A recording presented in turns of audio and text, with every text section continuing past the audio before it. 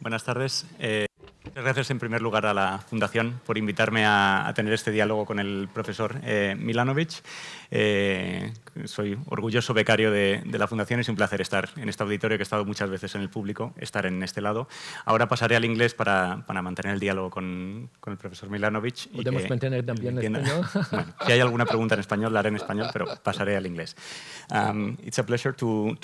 Estoy encantado de hablar acerca de esta obra tan interesante que ha escrito. Yo, desde luego, se la recomiendo a todos. Quisiera comentar, hablábamos acerca de China, India, el equilibrio, la distribución de ingresos global, cómo las personas que están en la parte inferior de la curva en distintos países ahora están en otro punto, pero sí que formulo esta pregunta. Este italiano trabajador, ¿qué hace cuando se da cuenta? ¿No? Porque antes de que dé la respuesta, está calculando el PPA, ajustando precios, pero esta persona italiana que está ahí en la mediana, pues tiene menos dólares, ¿no?, para comprar en el mercado. O sea, que afecta a las vidas. ¿Y esto cómo lo ven las personas? ¿Se dan cuenta porque no tienen trabajo, porque no pueden comprar nada? Mi respuesta sería que un poco de todo. Ese ranking sí importa en algún momento y no nos damos cuenta porque no pensamos en esos términos, no pensamos en nuestro ranking nacional, por ejemplo. Muchas personas no lo hacen, pero ese mensaje, que la información nos llega a todos nosotros por la imposibilidad de acceder a ciertos servicios o ciertos bienes. De forma indirecta, voy a contestar. Hace unos años tuve una conversación con Paul Collier, que escribió El futuro del capitalismo. Es muy crítico para con las tendencias recientes en los países ricos, y él habla de cuando él era joven y dice que cualquier inglés, cuando él era pequeño, viajaba por el mundo y los ingleses se sentían ricos y se sentían muy bien porque se le percibía como mejor. Y yo le digo, sí, estupendo para el inglés, pero no para los que admiraban y envidiaban al inglés. El inglés sabía que era rico. Con leer literatura rica acerca del colonialismo, pues todos sabían que eran muy ricos. Así que ese mensaje sí que nos llega. Y yo creo que llega en España también, pero bueno, países como España, Italia, que son muy atractivos para los extranjeros, los turistas. Pues yo vivo en Barcelona, ¿no? Y el resultado es que sube el precio de los apartamentos. Llegan los extranjeros, compran apartamentos, muchos europeos, rusos, indios también. Así que este mensaje yo creo que sí, que acaba por llegar, pero no explico las turbulencias políticas actuales solamente por estos reajustes. Hablo del reajuste combinándolo por esta comprensión de que la distribución propia ha crecido más rápidamente y no ha cambiado las posiciones. Y de hecho, cuando estudiamos la parte más alta, la importancia de los países occidentales, sobre todo Estados Unidos, porque Estados Unidos representa el 40% de los 5 más importantes. Esto no ha cambiado. Podría cambiar, pero no ha cambiado hasta la fecha. Bueno, vamos a hablar un poco acerca de esto entonces. Vamos a hablar de estas fuerzas económicas que dan lugar a respuestas, ¿no? Hemos visto cambios en los últimos 10 años. Estados Unidos, Reino Unido, estos partidos que defienden nacionalismo y proteccionismo, tanto en cuanto a lo comercial como a lo relativo a la inmigración, pues han tenido éxito. Y a mí me llama la atención que en los años 90 las partes que defendía el cierre de las fronteras y demás era la izquierda, no la derecha. Y ahora son los partidos más de derecha los que han tenido más éxito con esta plataforma. Ahora mismo en la izquierda está Piketty, entre otros, que recomienda fiscalizar más proactivamente a los ricos. ¿Es una estrategia, cree usted, que vaya a tener éxito dentro de este nuevo orden del mundo? ¿O cree que hay otras fuerzas y sencillamente plantear impuestos pues no es una plataforma política suficiente? Voy a responder muy brevemente porque desde luego que es importante el término. mi esposa me dice que suena mejor en español que en inglés, liberalismo del mercado nacional. Pues el término de liberalismo nacional, pues lo utilizó Polanyi. La idea es la siguiente. El liberalismo, en términos muy generales, incluye dos componentes, el doméstico y el internacional. El doméstico lo conocemos bien, mercado libre, desregulación, flexibilidad laboral, etcétera, etcétera. Luego, internacional, pues es aranceles bajos, movimiento de capitales y demás. Así que lo que yo creo que está sucediendo, y no solamente por Trump, hay otros ejemplos también, la parte internacional ahora mismo está retornando al planteamiento mercantilista. Yo creo que podemos olvidarnos de la parte internacional porque el uso de la versión económica, hablando en Madrid después de lo que pasó ayer, pues es evidente. De hecho, la coerción económica es una de las herramientas que utilizan los países. O sea que esto es así. Y lo que queda es que a nivel nacional y a nivel de mercado, porque yo creo que así y aquí las políticas van a profundizar en el neoliberalismo y va a haber una reducción en las esferas sociales, en concreto todo lo que tiene que ver con igualdad de oportunidades, etcétera. La parte más social del liberalismo pues también se va a dejar un poquito de lado. Así que ese es el origen del título. ¿Y qué pasa con las partes? Yo estoy de acuerdo con estos impuestos, pero dudo mucho acerca de la capacidad de partidos sociodemócratas de hacer nada al respecto. Y es así porque las condiciones subyacentes han cambiado y esto lo conocen ustedes mejor que yo. Sencillamente no lo veo posible. No veo que exista un plan, una plataforma que sea lo suficientemente atractiva. Y creo entonces que se avanza hacia lo que antes era la plataforma más de derechas, anti-inmigración. Tengo entendido que en los países socialistas están en este punto. Y si pensamos una interpretación socialista, pues será muy cosmopolitas. Vamos a eliminar esta parte hasta cierto punto. Esto es un nacionalsocialismo. Y en esta definición que da usted está esta combinación de aranceles, o sea, protección, está la inmigración, pero esto es así en sociedades que envejecen, donde la productividad va a menos, que están en una situación fiscal débil. ¿Esto es sostenible? Se plantea esta desigualdad a corto, pero a largo plazo, ¿este mix vale? Me cuesta mucho dar una respuesta porque yo la verdad es que necesitaría el proyectar y sabemos que la parte fiscal, que no lo he hecho nunca yo mismo, pero he leído la parte fiscal, como digo, es muy difícil de sostener por las pensiones. O si no son las pensiones, pues las inversiones necesarias para los fondos de pensiones y luego el hecho de que la esperanza de vida es cada vez mayor y ahora mismo vemos que los ciudadanos pueden a lo mejor vivir durante 30 o 40 años cobrando una pensión por trabajos realizados durante menos tiempo. No sé si es sostenible, pero sí creo que, ¿cómo decirlo? Los impulsos del cambio en términos económicos que acabo de describir y la demografía por África, pues yo creo que esto va en contra de Europa. Ha habido un cambio en las posturas iniciales y en términos demográficos Europa, por supuesto, cada vez es más y más pequeño. Es más pequeño de lo que era hace un siglo. Desde luego es así. Y quería preguntar, no habla mucho en el libro acerca de Europa, habla mucho acerca de China y de Estados Unidos, eso sí.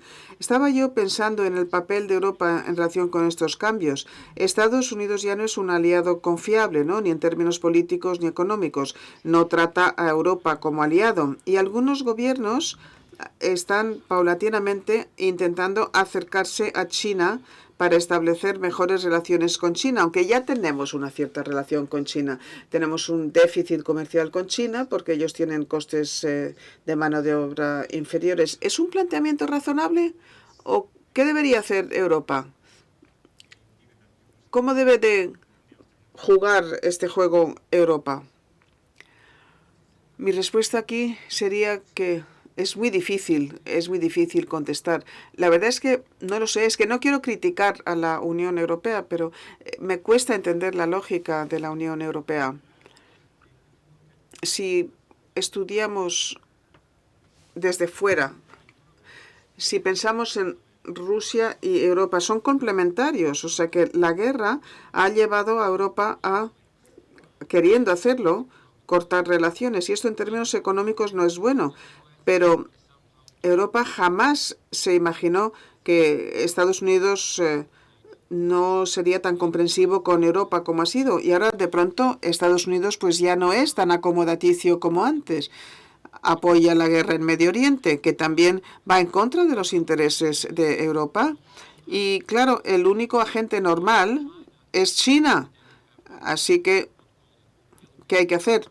Pues nos vamos de peregrinaje a China, porque así es, ¿no? Van como peregrinos. El resultado de estas políticas que son muy difíciles de comprender desde un punto de vista razonable, pero puede que haya otros objetivos que todavía no conocemos. Bien, pues vamos a volver a China, su auge. Hemos descrito el impacto del crecimiento de China, que dura ya 40 años. Se ralentiza ese crecimiento por varias razones. Antes era un 10% al año, ahora están en 5%. Y en aquellas partes del libro en la que usted se atreve a extrapolar lo que va a pasar en breve, ¿qué cree? ¿Que van a seguir creciendo al 5% más que Estados Unidos y Europa? O sea que se va cerrando esa distancia. Yo voy a explicar cómo lo veo yo. Yo veo algunos indicios positivos en algunos campos. Desde luego se han puesto al día rápidamente desde el punto de vista tecnológico. Desde luego han llegado a la frontera misma. Vehículos eléctricos, baterías, energía solar, etcétera. En universidades, recientemente hemos visto los rankings y las universidades chinas verdaderamente están llegando a las 100 más importantes, compiten con Estados Unidos. La calidad no puede competir con China y, de hecho, los alumnos chinos antes venían a Europa y a Estados Unidos, ahora ya no vienen y esto está resultando en una crisis en el sector, pero también hay cosas en su contra. Están en el límite, así que van a avanzar más despacio. Luego también ellos tienen un problema demográfico, igual que nosotros. Su población va a menos y no sé si China a futuro, en este liberalismo, no sé si van a aceptar inmigración como hemos hecho en Europa o como han hecho en Estados Unidos para que la población crezca. Así que no. ¿Qué diría acerca del crecimiento? Bueno, pues mi respuesta sería que yo creo que el supuesto básico es que China crecería a un 2 o incluso un 3% más rápidamente que Estados Unidos. Y cuando hacemos ese cálculo, formulamos una pregunta. Y esto me parece que es interesante.